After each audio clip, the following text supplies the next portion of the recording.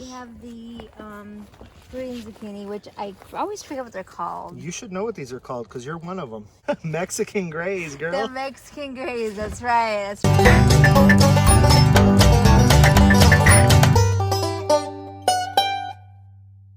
Hey y'all, it's Chris and Jess with Rockin Farm, and Jess had a great idea. Since today is May 31st, the last day of May, this would be a great time for a Garden tour. I am not the best at this. So we thought it'd be a great time for a garden tour. We planted the majority of our garden on April 1st, and we had to do quite a bit of replanting right around the 15th or so. We had a horrific time with the roly-polies this year, the little pill bugs. They just kept eating all the seedlings as they were coming up. So we had to replant a lot of the seedling type stuff on right around the 15th. But everything we planted from starts was planted on the 1st. So tomatoes and peppers, everything that we started in advance was planted on the 1st. So we're just going to walk around and kind of show you some of the growth and show you what red wasp flying in front of your face look like and show you what 2 months of growth look like in the Rockin garden. The little guys. Where do we want to start? At the very beginning. Okay, at the very beginning. So what do we got? I'm gonna fix this stuff. You're gonna fix this guy. So part of our daily garden stuff is putting all of the plants in their place. You know, anything that likes to climb or vine, they kind of have a mind of their own and they like to go where they want to go. So I have to kind of come out here and convince everything that it needs to be on the other side of the fence, or at least climbing the fence and not climbing the trees. But these down here are mystery cantaloupes.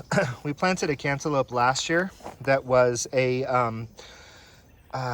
store-bought, like a I think I picked it up at Tractor Supply, or maybe I got it at the grocery store, and we put it in the ground and the melons were really good. So we saved some seeds, and it's kind of a mystery melon because we don't know if it was a hybrid or not. So we literally don't know what we're going to get out of these melons, but they're really growing and flowering well. And our mystery melons are down to about here. And then right around here is where our Kajari melons start growing. I planted about 15 of each because A, we really like the melon, and B, it's gonna get hot here soon, so we can take melon balls or melon chunks and freeze them and then give them to the birds to help them stay cool. The pig likes melon, the kids love melon, so we just knew that having a lot of melon wasn't necessarily gonna be a problem. Plus, we're really looking forward to trying some pickled cantaloupe. We've seen a lot of recipes for it, and just with the types of taste buds we have, that actually sounds pretty good. What else do you want to show them? Let's look at our strawberries. Okay. So we had a couple of strawberries that were in the ground from last year, and then they just really started doing horribly. So we put a few more in the ground. We're a little yellow. I think we're lacking on some nitrogen. And I actually, you know, y'all, I love to garden, but I've never proclaimed to be a master gardener. I think I have some pretty cool gardening techniques, but I stink at the fertilization schedule thing really bad.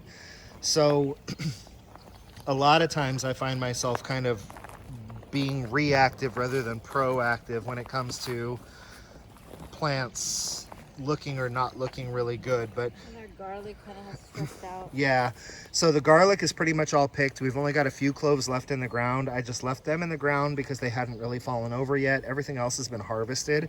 It's edible and it tastes good. I don't know how long it's gonna preserve for, but again, keep in mind my garlic, because I got a very late start on garlic planting, was running to the grocery store, grabbing some organic garlic, breaking up the cloves and planting them. So I didn't expect much. So we actually ended up with a better harvest than I expected.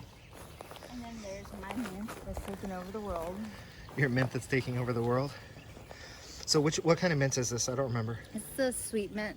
Sweet, or was it sweet mint or spearmint? Spearmint, sorry. Was it spearmint? Spearmint. Okay. I couldn't remember. So this is one of two mints we have on the property, actually, because this is a spearmint that we started growing last year. It got root bound in a pot. We threw it in the ground and it has just taken off. But we also have a natural creek mint that grows here in our creek, and that one has a really good flavor as well.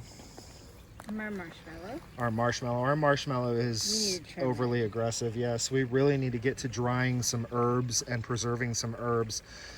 So marshmallow, for those of you who don't know, was originally used in marshmallows. And when you eat a marshmallow and you get that kind of coated feeling on your mouth, that's what the marshmallow brought to the marshmallows, that coating feeling. So we actually use this herb for anything that you would say like, man, I just wish I could coat. I have a really sore throat. I wish I could coat my throat with something. Or my esophagus is kind of burning. I wish I could coat it with something. Or my stomach is upset. I wish I could coat it with something. This works really well in a tea form. Oh, that goofy dog. He just got a bath yesterday and now he's jumping out of the creek. So his mama's not going to be happy with him. So we use it in a tea form, and a lot of times we mix it with other things. So like if we're not feeling real well, we might do a mint and marshmallow tea. The mint helps with kind of the congestion and stuff. Upset. And the she's already upset. Yeah.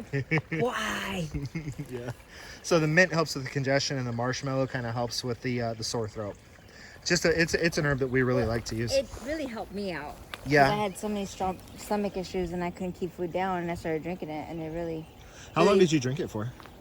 At least 6 months, because it started working about 2 months after I started But drinking it. you were at a point where you literally could not eat food without extreme pain and sometimes vomiting. Yeah. So I started drinking it. I got this idea from a lady that we lived by, and she had problems with her stomach in the past. She'd been to the doctor, And- tried every medication under Yeah. the sun. And there's a bug that's gonna eat that. So, yeah, it really just cleaned up my stomach, and I was able to eat. It took a while, but I noticed that about 2 or 3 months is when I noticed that my stomach was better, and I just kept drinking it. And I don't really drink it very often unless I start feeling like I'm getting sick. But it tastes pretty good, and it helped my stomach out. As I got roly-poly because of it, because I was losing weight. So the root of this plant can also be harvested as well, and that's the part where the real production value is, I guess. But we primarily harvest the leaves and dry them and then crush them up and save them later for tea. Everything you see growing along the fence, those are actually all dewberries, but they're wild dewberries. And that is another marshmallow that we planted this year, and we planted a bunch of them. But this is the only one that really survived the roly-poly invasion. So, and it's doing well now. It'll be real big here soon. And what do we have here? This is our oregano that I trimmed a few weeks ago, but it appears to... It is a seriously overgrown oregano. It's probably going to start getting bitter if we don't get out here and harvest some more and get it dried. Yeah, we need to trim it. And we have another one just as big and This just is as from overgrown. last year, though. Yes, yeah. It just, We made it through the winter. Yep, made it through the winter, and we love our perennial herbs. So another perennial herb, we got our sage here, and this is just a beautiful little sage bush. We don't use sage a ton, but it's a really, really pretty plant. And I'm Sorry, flicking they're bugs. grasshoppers that are really annoying. Those little tiny baby ones, huh? Baby Yeah. grasshoppers. Yeah, so we don't use sage a whole ton, but it's such a pretty plant, and when you do want it, it's expensive. So we have a couple of them that we almost use as landscape plants in a way, huh? Well, and I could probably sell them to people that think they have bad spirits, because they use them to way Yeah, bad sage spirits. smudges. I mean, there's a market for sage for sure. Yeah. And what do we got back here? Those are our sweet potatoes. So these are the Murasaki sweet potato, and they are really doing well. They really like the mound that I planted them in. They like the drip irrigation, so they're growing really well. I'm gonna let them get some more leaf structure on them before I start eating the greens. For those of you who didn't know, sweet potato greens are edible. You do not want to eat the greens of regular potatoes, but sweet potato greens are edible. They're good in a salad, but they're really good in like a quick stir fry or something like that. The Murasaki sweet potato is a white sweet potato that has a purple skin. So it's a purple sweet potato, or it's classified in that purple family, but the actual flesh of the potato itself is white. And the one time that I had a Murasaki sweet potato, what I did with it was I made like steak fries and then deep fried them pulled them out, let them cool, and then hit them in the oil the second time. And when you hit them in the oil the second time, like magic happens. They get puffy and pillowy with a crispy outer covering. So I really like to cook with these. I'm playing with this one. You're over here getting poked by dewberry vines? These are our walking onions, and it's kind of exciting because they're kind of starting to walk. So they're starting to get some of their flowers and their top sets. And pretty soon those top sets will tip over and they will root themselves in the ground. So anybody who doesn't know what a walking onion is, some people call them tree onions, or they're also known as a top set onion. So there is an onion that is forming down there under the ground, but then they'll get these sets up on the top, and they'll grow all of these little shallot-like looking onions, and eventually that leaf gets heavy enough that it tips over and it lands on the ground, and then those little top set onions will root themselves, and then they will send up green sprouts like this, or green shoots like this. So the onions walk. What's nice about them? Perennial onion. So I told y'all I like my perennials. I like the fact that these are sustainable food crops that do not have to be planted every single solitary year. So eventually this bed will be full enough that we will have onions even when we don't have onions. And of course we have a wonderful asparagus. Asparagus. Which you can't harvest this year. Yeah, the asparagus crowns came in right around May 1st. Yeah, probably.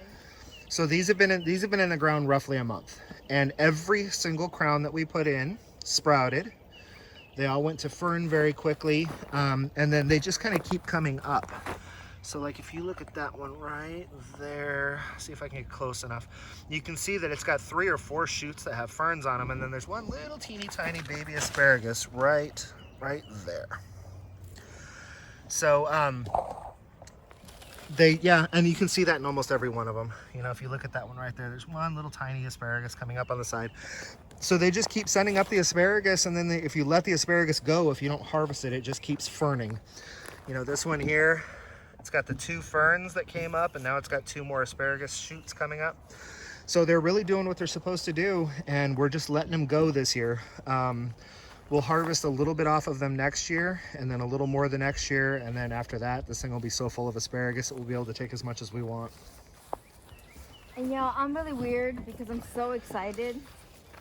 I planted this too late, so I only got 2 harvests of my cilantro, which I love cilantro in my salsas. But I'm so excited because we have all these seeds.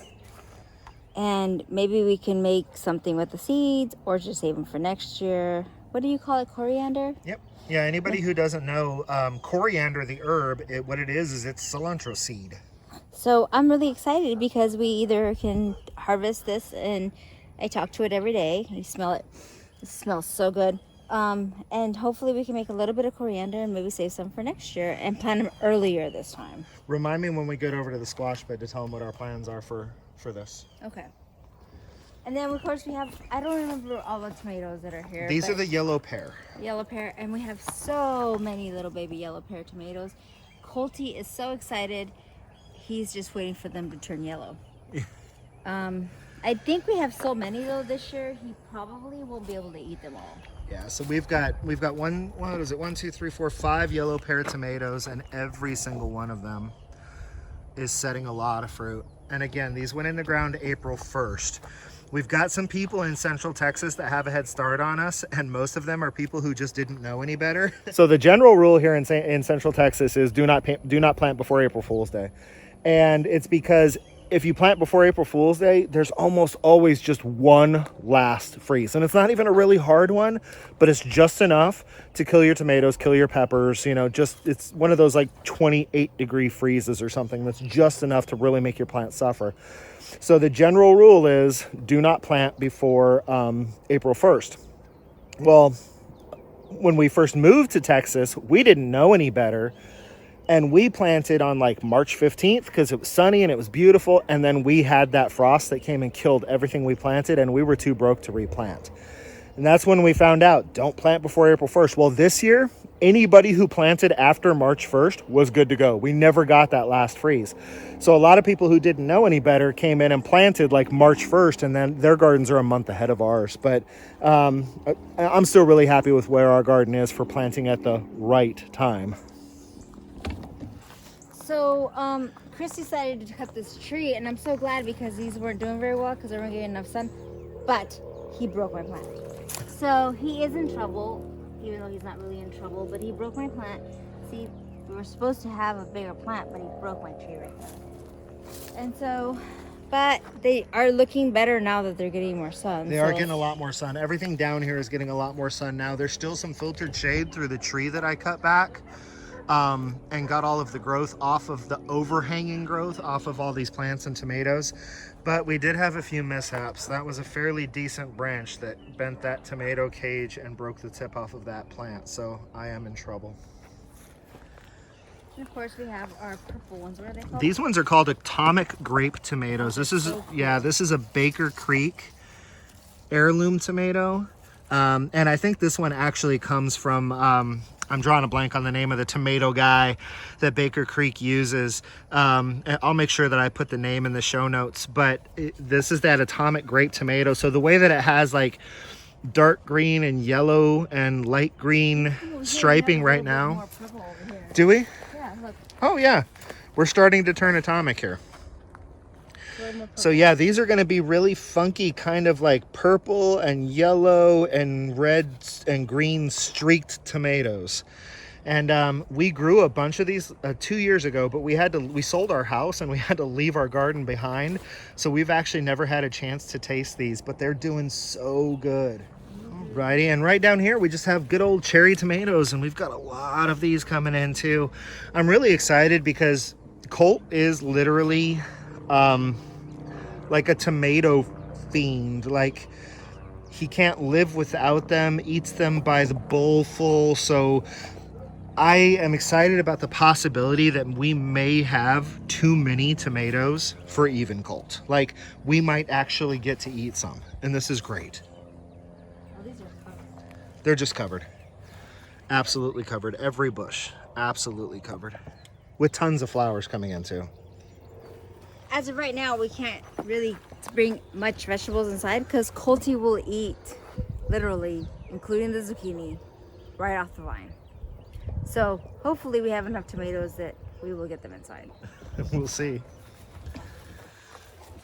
All right, what's next? Walk down this side? Yeah. Our jalapenos are doing good. Yeah, these are our pepper plants, or a good chunk of our pepper plants. So we've got 2 different varieties of jalapenos. These are the mystery No, ones. 3. We've got 3 varieties of We have jalapenos. mystery, jalapenos, and the poblanos. We've got mystery jalapenos, grande jalapenos, and tam jalapenos. Oh, you're right. We have 3 jalapenos. And then poblanos. And poblanos. So we're not planning on saving any seed out of the garden this year because all of our peppers are planted together. Maybe next year we can do a better job of separating our planters when I get more beds in. But yeah, we have a mystery jalapeno. It's a jalapeno that did well for us last year, so we saved the seed. Again, I don't know what I'm going to get, because if that jalapeno was a hybrid, then who knows what you're going to get. If that jalapeno happened to be true to form, then we're looking forward to it because we're going to get more jalapenos. They were like that. super spicy though. They were super spicy. And then we planted the grande jalapeno because we wanted some nice big green jalapenos. We planted the tam jalapenos because we wanted a jalapeno that would go red quickly, because we like to make jalapeno jelly. And we use red jalapenos to make our jalapeno jelly because it's prettier. And poblanos are literally my favorite pepper. I love the level of heat in a poblano. I'm not sure how many you're going to get, considering this plant seems to take over. So luckily though, most of the sun comes, you know, during a part of the day where it's not affected by this plant. Why you trim the tree. Yeah. So poblanos are absolutely my favorite pepper though. I love the heat level of a poblano, and I love the flavor of a poblano. I can use poblanos in almost everything. Jessica makes a poblano salsa that's to die for. I love chili rellenos. I love to chop up poblanos and put them in my eggs. So I'm really hoping that we get some good poblano harvest this year. What do we got in our overgrown bucket here? Our overgrown bucket, we have, I already thinned it out some, but I have to do it again. This is manzanilla. Oh, sorry guys. It's chamomile tea.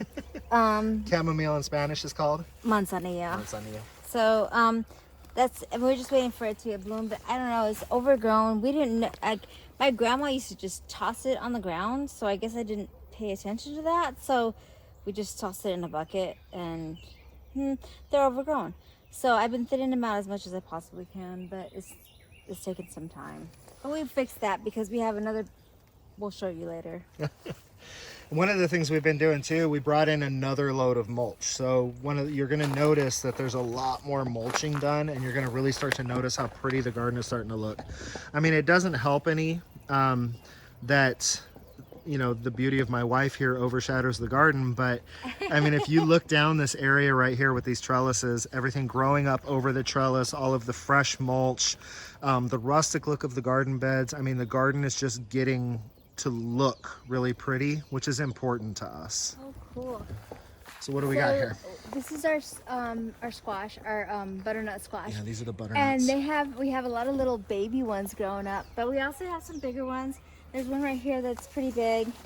Oh, I know, not to our standards, but you know, it's pretty big compared to. It's getting there. It's putting some growth on it. And it's really growing. I yell at it every day because it tries to get a hold of. We'll see. I'll yell at it right here because see, they're not supposed to come over here because this is not their place, but they still try to join the cucumbers, which is kind of our fault because we probably didn't plant them in the right place because we didn't really know. We've never planted butter squash before, so we kind of over planted, but that's okay because I just yell at them and they kind of listen. So sometimes. you talk to your plants. I talk to my plants every day, every day. But you know what? They do so well when I talk to them. So I've told you all before, and I will tell you again. You know, if I can't teach you anything else, I will teach you what not to do. And we're learning a lot in the garden this year, aren't we, babe? Yeah. You know, we've learned a lot about like, okay, this is not going to do well there. You know, this might do okay here this year, but next year we definitely need to put it over here. And this bed that we planned on doing this in this year, that's got to move. I mean, there's some things we can't do anything about. The asparagus beds are the asparagus beds. That is a perennial food crop. It just is what it is. So, yeah, same thing with the walking onions. But we did do some Googling, and Google did lie to us a little bit about some things. So, but we definitely have more butternut squashes in here than we need. But that's okay because I like butternut squash and it stores well. So, plus I just think all of this green mass is absolutely gorgeous. I mean, I love sitting and standing right where Jess is basically and just enjoying all this green. These were our peas. Peas are done. So the ones that are on the vine, we're letting dry. And we're going to harvest them and save them for next year. That made me really sad. They were so good while they were here. Yeah. But we planted them late too. I mean, we planted them really late. Yeah, cilantro and peas next year. Yep. So these are big cucumbers. They're doing really, really well. Yeah, these are the Market More cucumbers. So these are the ones that I got from Baker Creek, and they're your big slicer cucumber. Oops. Sorry, buddy. I'm hurting my cucumber. I have to yell at this cucumber often as well because it attacks my tomatillos, which are getting attacked by another plant behind it. And there's nothing I can do about it because, again, we didn't learn. We did some overplanting. We did some more planting, but that's okay because my tomatillos are thriving and they're going to be okay, I hope. If they're not, then next year we'll make sure that we don't plant them anywhere near cucumbers. We've already got some plans for how we're going to do things next year. These ones over here, these are our pickling cucumbers. It's the Chicago pickling cucumber. So these ones got ravaged. I mean, ravaged by the beetles. We had to plant these 3 times, and the 3rd time that we plant them, they grew rapidly enough that the little pill bugs didn't eat the sap, the tender shoots of the newborn plant as it was coming up. So I think next year we might just, you know, I actually was smart enough to write that down in my farm journal. I think next year we might just plant these like May 1st. This is our Scarlet runner bean arch here. I yell at these too sometimes. Yeah, we have to yell at the Scarlet runner beans too. They don't always like to follow the arch. You have to train them some. But we're really looking forward to getting the beans. And you know what? I mean, I'm looking forward to getting the beans, but y'all, I'm enjoying the flowers so much. So it's like, there's this part of me that I don't even care if I got any beans if they just keep flowering. But they're really doing well. They're really pretty. We were really excited the other day because they finally touched up here at the top. And it looks like, looks like they're touching over here too now. Oh, they are. They're loving on each other. Yep, loving on each other. And so then we come over to... Here we come over to the happy disaster of overplanting. Yeah, mound of green that we have to turn sideways to walk through. You gotta come show them. This is ridiculous. This is ridiculous. What are we gonna do with this much squash? But they're so good. Like that one's ready. And so we had no idea what these did, and apparently now we know. No history of them whatsoever. So here's the lesson. When you are reading and researching a plant and it says that it is a small squash variety, it's talking about the actual size of the squash, not the size of the plant. We have 6 of these planted in here. Oh my God, they're huge. We're getting more squash than we know what to do off of them, and they have completely invaded the area, which would be fine if My tomatillos weren't there. the tomatillos weren't planted back here behind them. And if we didn't have, is it still down here? Yes. If we didn't have nasturtium planted where the leaves are now covering it. So lesson learned, now we know if we ever grow yellow scallop squash again, these just need a bed of their own. Or it would even be fine if we didn't have the nasturtium there and we didn't have the tomatillos there and these were just doing what they're doing here. And actually we've talked about it. We think that's what we're gonna do next year. Tomatillos are gonna find a new home, nasturtium is gonna find a new home, and we're gonna plant about 5 or 6 of these in this bed where they will be contained from going over to the trellis side by this fence. And it doesn't bother us that they're coming way out into our pathway. I mean, anybody who can look down this row right here and not think that that's pretty, I don't know. I don't know what to do with you if you don't think that's pretty. So our green beans did not do well at all because those darn roly-polies, as you can see, they're still eating them. This entire bed right here is supposed to be nothing but green beans. And we planted like twice. Well, 3 and times? over here too, right? Yeah. Yes, and we planted and replanted and replanted about 3 or 4 times, and these are the survivors of the roly-poly invasion. So I guess maybe another year without green beans, but we'll have a few. We'll get enough to do some stir Yeah, fries, but we'll that's get a gonna be few. about it. But not as many as I wanted. And then of course here we have our Roma tomatoes. And you've got to come to do this shop. That side over there? Oh, look at this.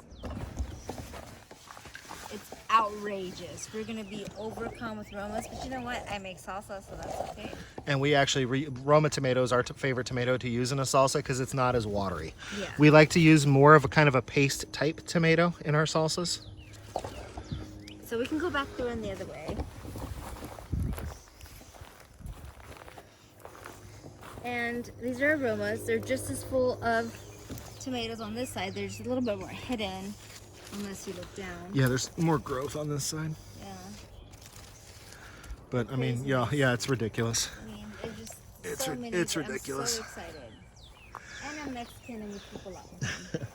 Okay, and then down here we've got the Amish Amish right? paste. Yeah. Amish paste. And those are really nice. I mean, this one's kind of deformed, but I think we might have them backwards. Those other ones might be the Amish paste and these might be the Romas. I don't really know. I just I know know that. these are the Amish paste for sure. Oh, okay. Those we found. I found them. Yeah. That's So true. here's one right here. That's beautiful. There we go. Yeah. And so it's Beautiful gonna paste have, tomato. there's a bunch in here, but they're hidden. And then right behind you is again more peppers. These are the Cubanelles. It's the same thing we had on the other side over mixed in with the tomatoes. It was kind of an experiment because this area gets a lot more sun than that area. They like it over here. And they better. like it over here better. See, there's one right there. Oh, I'll show you a really pretty one over here because it's actually very big. Yeah? It's this one right in here. See? Let's get down in there. Oh, yep, there we go. Cubanelle pepper. And being from Arizona too, we do like cactus. So we grow some cactus in pots that we eventually move out onto various areas of the property. This right here is actually a spineless prickly pear. So it's got, you can see the spots where it should have spines, but it doesn't have true spines. And this one is edible. Oh babe, they got the same bugs as they got last year. It's called an agave beetle, and they really like to attack these prickly pears. So the prickly pear, you take the young pads and you can cut them up, and to us it's very green beanish, but it's called nopalitos in Spanish, or nopales in Spanish, and this is a spineless variety that can be eaten. Got our aloe vera down here. To us, aloe vera is an herb. I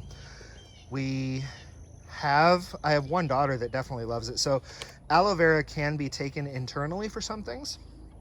A lot of people can't get past the slimy texture, but if you get into something you shouldn't have gotten into, poison oak, poison ivy, a burn, cuts and scratches, aloe vera does a really, really good job. It cools the sunburns. It's like I said, for us, it's an herb. We use it medicinally. So over here, we have our okra. We've got 3 different varieties of okra. I planted a red okra. I planted one that is kind of native to Texas. I know they grow it a lot kind of over on the Rio Grande Basin. I can't remember the name of it, so I will put that in the notes. But we do have 3 different varieties of okra, and I see... some okra coming up. I see them. You pull back those leaves there, babe? Yeah. So yeah, we got some little okra The one starting on the to come end up. has a lot more. Down here. Yeah. And same thing with this one. I just love the foliage. These red veins on these green leaves are just so pretty. Well, I don't remember where I saw it now. But most of the okras that we grow, I mean, this one has a lot in it, baby. You can see them all down here. I'll try and get to focus. There we go. We did just go ahead and grow the clumps and spineless, the good old-fashioned okra that everybody grows.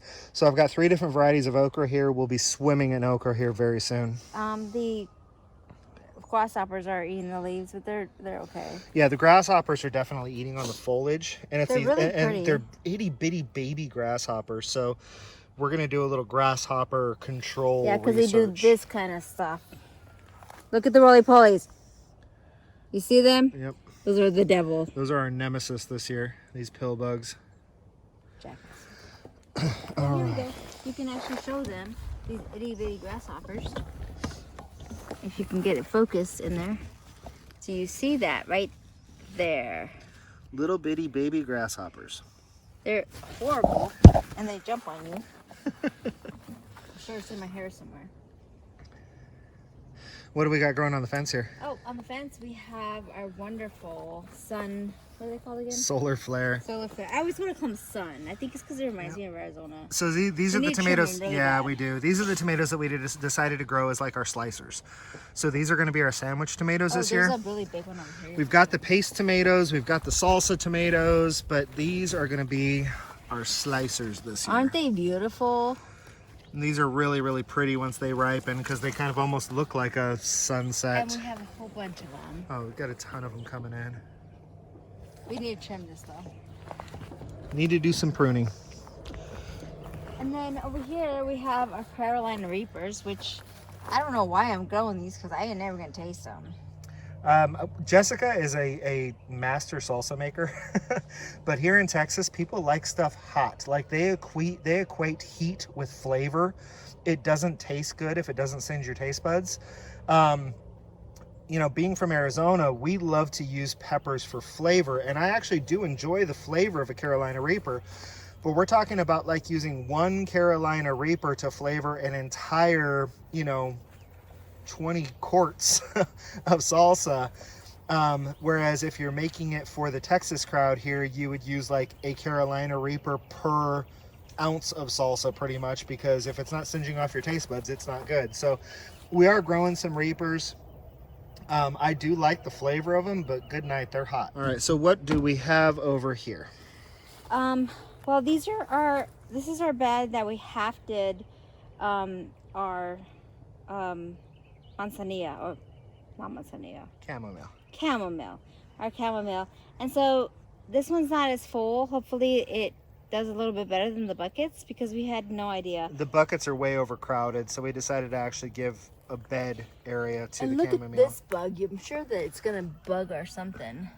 What kind of bug is that? I don't even know what kind of bug that is. You need to take care of that bug because I it probably will eat me. So, I'm sure those bugs are good for you, but they're ugly looking, so. So the nice part about chamomile, while it's not perennial, it does go to seed and it kind of self-seeds. So any chamomile flowers that come up here, and as this chamomile wants to go to seed, we can just let the seed drop, and hopefully we'll just have chamomile coming back in this bed every year. And then right next to the chamomile, we have our dill. And it's doing really good. We didn't have as many come in because, again, the roly-polies were eating. The roly-polies ate the heck out of the dill too. They literally got just everything. Hungry. Yeah, but we do have some dill coming in. Smells it's getting so good. Yeah, it's amazing. We're getting some size on it now, so we'll actually be able to use some fresh dill in some of our pickling this year. And again, with the dill, we're just going to let these things go to a seed head, and once those seed heads, get nice and ready to go, we're going to snap them off and just shake the seed out here. And when the dill is ready to come back, it will come back. And of course, over here we have our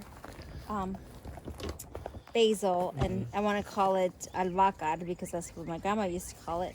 We never used a purple one in Arizona, but it does so much better here. And then Chris bought this, what is it called again? Thai sweet. Thai sweet. And I mean, we'll go with the flow. I mean, there's some bees right there, so I'm gonna back up. But we use a lot of basil for cooking, and also I love basil tea. And Colt, again, he is in love with basil tea, so anytime he feels any kind of sick, it doesn't matter what it is, he thinks basil tea will cure it all. And basil tea is amazing. If you've got a cold or if you've got the flu, a nice hot cup of basil tea really does well with anything that's happening in the chest. Again, we are not medical professionals. This is not medical advice, from our personal experience and from a ton of family history, especially from Jess's side of the family. Albahaca tea or basil tea does wonders for any kind of a chest congestion type of illness. And apparently the bees like it. The bees love it. Jess has a love/hate relationship with bees. She loves the pollination factor. She loves the honey. And she really just kind of loves bees in general, but she's fairly highly allergic. So we have to make sure that she's careful when she's out here working in the garden to make sure she doesn't get stung. But the fact that we've seen a lot of bees, that means that our garden's very healthy. So yeah. I got to be okay with that, as long as I'm careful. I took a big sprig of this Thai basil and I used it in a little Chinese concoction dish that I made the other night, and the kids really thought that it gave it some great flavor. Again, our basil, all of our drying is getting way ahead of us because we've got all this basil going to flower. Typically basil gets a little more bitter when it goes to flower, so we really need to get out here and do some harvesting. This time of year, if we just hack this stuff back, to within a few inches of the ground, it'll come right back. So do you want to show them our one and only carrot? Our one and only carrot. Our one and only carrot. That's the only thing we got, is our one and only carrot. It's doing really well. It's probably getting close to harvest, I'm guessing.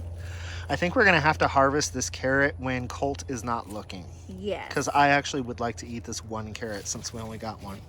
It was the roly-polies that ate them. Yep, roly-polies ate all the carrots. That was the only thing out here, so the roly-polies just went to town. We got them about an inch high, and roly-polies just devoured them. I think this bed is so pretty, though. I love the mix of green and purple. I could sit here and just look at it all day. And I wish you guys could smell it, because the smell, like just sitting here, the smell is so amazing. Here, let's try smell-o-vision.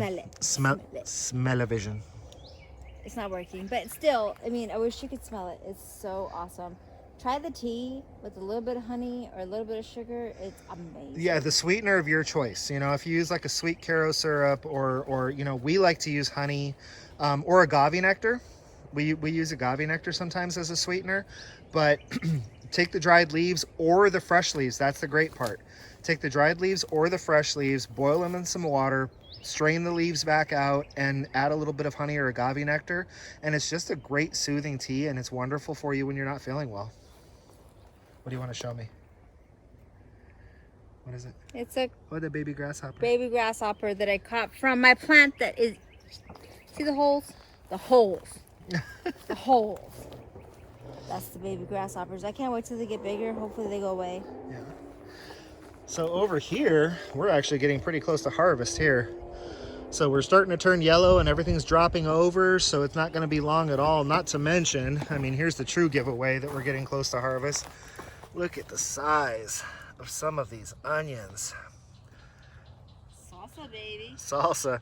So we've got 3 different varieties of onions. We've got our white onions. In the middle, we have a red Creole. And over here, we have the Texas Sweets. I love to use the Texas Sweets in my shrimp boils and crawfish boils. And Mexican cooking. Yeah, and I love to use the red onions in anything where it's kind of a fresh onion type of thing. Like if you're making like a pico de gallo or something where you're not cooking the onion.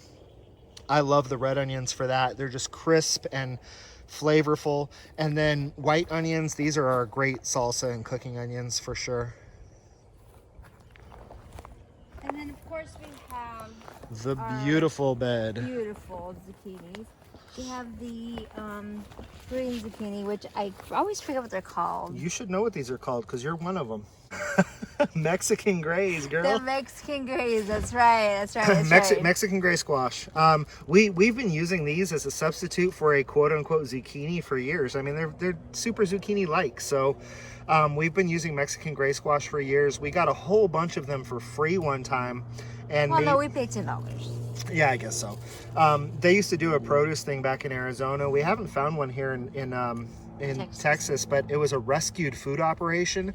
So you go pay $10 and get 60 pounds of produce, and that was our introduction to farm fresh food. Was going and paying $10 for 60 pounds of produce that had blemishes and stuff on it, so it couldn't be sold in the grocery stores. But we got a big box. Lots of zucchini bread. Tons of zucchini bread out of this Mexican gray squash. So these are doing great. And then we have the yellow zucchini. That's a small one. Yeah, that is a small one, even though that's a big one. Yeah. But that is a perfect picking size for like eating a fresh zucchini. We're gonna go ahead and let these grow a little bit bigger because when you're making something like zucchini bread, it's the moisture is really what the zucchini serves the purpose of in that bread. So the size doesn't matter as much. So the bigger it is, the more zucchini you get out of it, which means you can make more bread. So because we have so many zucchini in the house, we're gonna go ahead and let them go. But yesterday I made some awesome grilled zucchini with Chris's help because I can do the cooking, but the herbs is on him. Yeah. So he put some Italian herbs with some butter and some oil, and it was so good. Yeah, I'm the flavor combination guy in our house. So we have another Mexican gray squash there. We're gonna let that go because Put your hand down there by it just so they can get an idea. So my hand is probably this small because I'm a Mexican, but it's pretty big. Yeah, we got pretty good size squash. That's perfect picking size too. We're gonna go ahead and let that one go as well though. And then we have the zucchini right here, and it's like super big, but we're gonna let that go. We have a ton of fresh zucchini in the house right now, so we're gonna let these go another day and then harvest them for freezing. These guys will actually double in size by tomorrow. That's Yeah, what they did last they night. grow so stinking fast. Now this bed here, let me back up so you can see the bed. This So pretty. this 4-foot bed here is not gonna have zucchini in it next year. So what we're gonna do is as soon as all of that cilantro over there is really ready to go to seed, we're gonna come over here to the zucchini bed and just shake the heck out of them into this bed. And when the cilantro is ready to peak back up, it will peak back up. And next year we will be planting zucchini in a totally different bed. So this bed next year, yeah, for sure. Because we're gonna put 3 new of these big 16x4 beds. There's gonna be 3 more of them over there where the trailer's at. So zucchini is going to have a new home next year, and then this is basically going to be a permanent cilantro bed because, again, cilantro is one of those herbs that self-seeds. So as long as we come out here and make sure all the seeds drop down into the soil, then when it's ready to come back up, it will. Same thing with the basil. At some point, we'll just totally let this go to flower, totally let it go to seed, and then we'll come in here and shake the heck out of the plants and make sure all that seed drops down into this bed, and this bed will be a permanent basil bed. So again, permanent cilantro bed next year, permanent basil bed, permanent dill bed, permanent chamomile bed, and then other stuff we're just going to have to figure out. But once we get those big 4 by 16 foot beds put back on the other side of these 4 by 16 beds, we're going to have a lot more planting space next year. Yeah, I mean, my grandma used to always do that every year, and duh, why would we work hard again? Like, it can be self-seed. Starting new plants Starting and new plants, babying them and growing. It's just let them seed. I just spoke to my grandma and I told her everything I was doing, and she's like, yes. Like, she was so excited that I took after her. I didn't realize I was doing that. But I think that's what we're going to do. We're going to just let everything self-seed, and then we don't have to worry about those beds next year. And then we just have to worry about the regular stuff. For that sure. we need to worry about. For sure. So correct me if I'm wrong, but I believe that concludes our garden tour, doesn't it? It does. That's our garden for this year. A big garden by a lot of people's standards. We want to go bigger, not necessarily even because we want to do more, but because of things like the tomatillos aren't going to do well for us this year. We need a dedicated place for tomatillos. I really do want to do more, though. Always. Yeah, we always do want to do more. We want to plant like all the stuff all the time. When the weather starts cooling off, we're really going to make a go at a fall garden. We've never really done a whole lot of fall gardening, y'all. People look at our garden and they say, oh my gosh, it's looking great. It's looking great because we are avid fans of soil health. It's not necessarily looking great because we're really good at gardening. Because like I said, we really need to step up our fertilization game. And I'm not talking about spraying everything with Miracle Grow, but knowing like this needs some more nitrogen, so let me get an organic fertilizer that's high in nitrogen. Or, actually our zucchini are doing well because we got the blossom. We were starting to get blossom end rot. I sprayed them down with a calcium, magnesium, iron supplement that was organic, and the blossom end rot actually has gone away. They're doing good now. So we're learning about nutritional needs of plants. The reason our plants do so good without us having a lot of good knowledge is because we are soil health freaks. Get the worms and the beneficial bacteria into the soil. Nobody sprays nitrogen on a plant out in the wild. So we're just trying to get an environment going where these don't need a whole lot of help from us. They do well because the soil does well. Yeah, and the reason we have so many roly-polies is because they love the ground. I mean, we had to do we don't use pesticides, but we had to do some natural, or trying to do some natural stuff to get rid of some them. diatomaceous earth. It helped. It helped, a but little it bit. doesn't do a great job. It doesn't do the job that it would if we came through and sprayed this entire thing down with insecticide. But that's not what we want to do. Again, pill bugs have a place in nature. We've created a forest floor here. Everything is covered in wood chips, and if you go out in the woods and pull back the pine needles in the bark, you're gonna find pill bugs down in the soil. And it did not get cold enough either. Yeah, we didn't have a cold enough winter, so a lot of bugs this spring. So it was an aggressive year for pests because our winter did not get cold enough to get the freeze. But we're trying to do things as naturally as we can. I think the next time that we take everybody for a tour, we'll forgo the garden and we'll hit the fruit orchards and the vineyards and show you some of the other things that we're also trying to do as naturally as possible on our property. And maybe my chickens. Yeah, maybe next time we'll do a vineyard, orchard, and animal episode. That'll work. Maybe we should tape Fiona snoring again. Tape Fiona snoring. Everybody loves Fiona snoring. So I guess that's the garden, y'all. Long video. I hope you enjoyed it. This has been Chris and Jess with Rockin' Farm. Till we see y'all again, we both want you to be happy and live healthy.